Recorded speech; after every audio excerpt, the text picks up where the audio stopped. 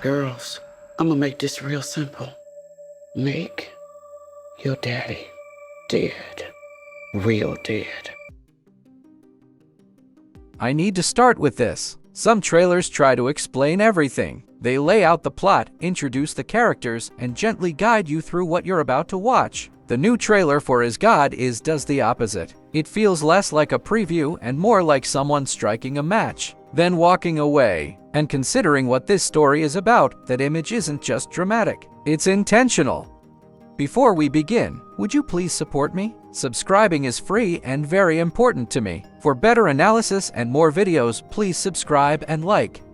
3 words define the campaign: salvation, revenge, rage. That's not marketing fluff. That's a warning label, because this isn't shaping up to be a standard revenge thriller. This looks like something far stranger, wilder, mythic, something that starts with trauma and escalates into ritual. And if you're expecting a conventional, clean-cut narrative about justice served neatly, you may want to recalibrate right now. Is God is written and directed by Obie Award-winning playwright Aleshea Harris, adapted from her own stage play. And when a creator adapts their own work, that usually means one thing: they're not sanding down the edges, they're sharpening them. The film hits theaters May 15th, exclusively in cinemas. No quiet streaming debut, no soft rollout. That alone tells me the studio believes this needs to be experienced in a dark room with an audience.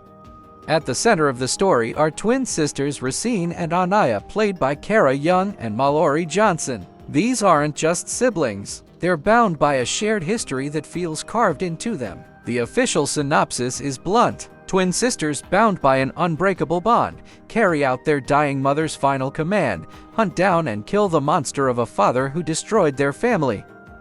There's no ambiguity there. This isn't a mystery about whether revenge will happen. It's about what revenge becomes. And the mother, she's the film's gravitational force. In Harris's story, she's known only as she. Her daughters call her God.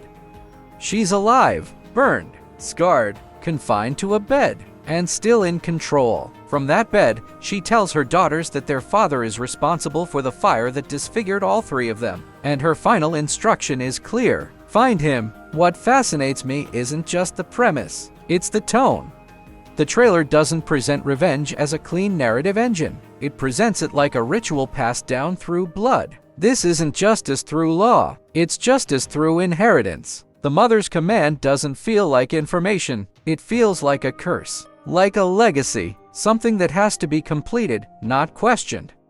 And that's where Is God separates itself from standard genre entries, because this doesn't look like a prestige thriller polished for awards season. It looks mythic. It feels like an American revenge folktale unfolding across dusty backroads and forgotten towns, where family history becomes a map and rage becomes a compass. You can sense the theatrical DNA underneath it. Harris isn't disguising the play origins. If anything, she's amplifying them. The dialogue rhythms feel heightened. The framing feels deliberate, almost ceremonial. And then there's the cast. Beyond Young and Johnson, the lineup includes Janelle Monáe, Vivica A, Fox, Sterling K, Brown, Erica Alexander, McKelty Williamson, and Josiah Cross. That's not a small ensemble. That's serious acting firepower.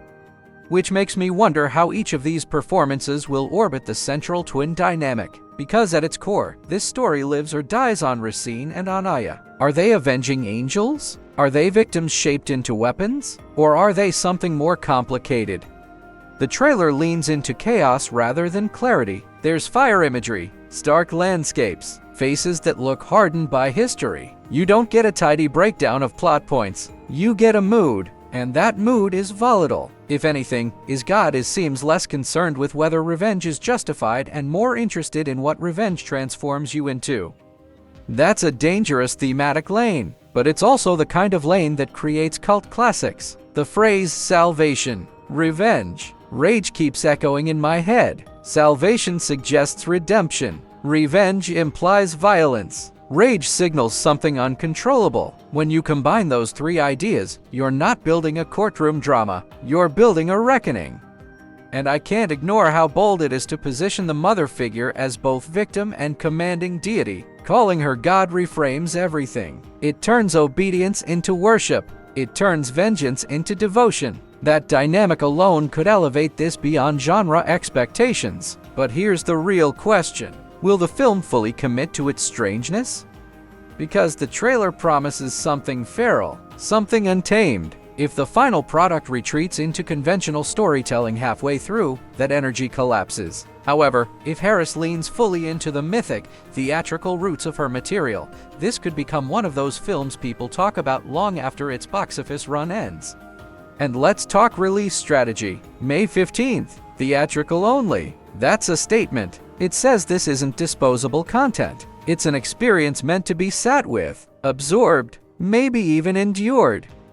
We've seen revenge films before, many of them, but we haven't seen many that frame vengeance as inherited prophecy. That distinction matters, because when revenge becomes destiny rather than choice, the moral ground shifts. It stops being about right or wrong. It becomes about inevitability, and inevitability is terrifying.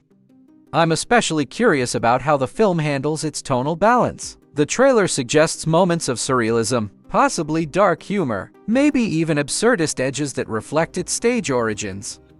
If that's the case, Is God Is won't just be intense. It'll be unpredictable, and unpredictability is rare in this genre. So here's where I land. This doesn't look like a safe movie. It doesn't look polished into something easily digestible. It looks confrontational, and sometimes that's exactly what cinema needs. If you're walking into Is God Is expecting a straightforward revenge thriller, you may be shocked. If you're open to something mythic, theatrical, and emotionally volatile, this could be one of the more daring releases of the spring. I'm watching this one closely, because films that open with trauma and escalate into legend tend to leave marks, and something tells me this one won't fade quietly. What do you think? Does this look like the next cult revenge epic, or does the theatrical intensity risk alienating mainstream audiences? Either way, May 15th is the date, and we'll see whether the match it struck turns into wildfire. Thanks for watching. Share your thoughts in the comments. This is where these kinds of films come to life. And if you want to support me, you can like this video. It's very valuable to me. Until the next story, stay curious, be critical, keep your eyes on the screen, and remember, every film you haven't seen is a new film.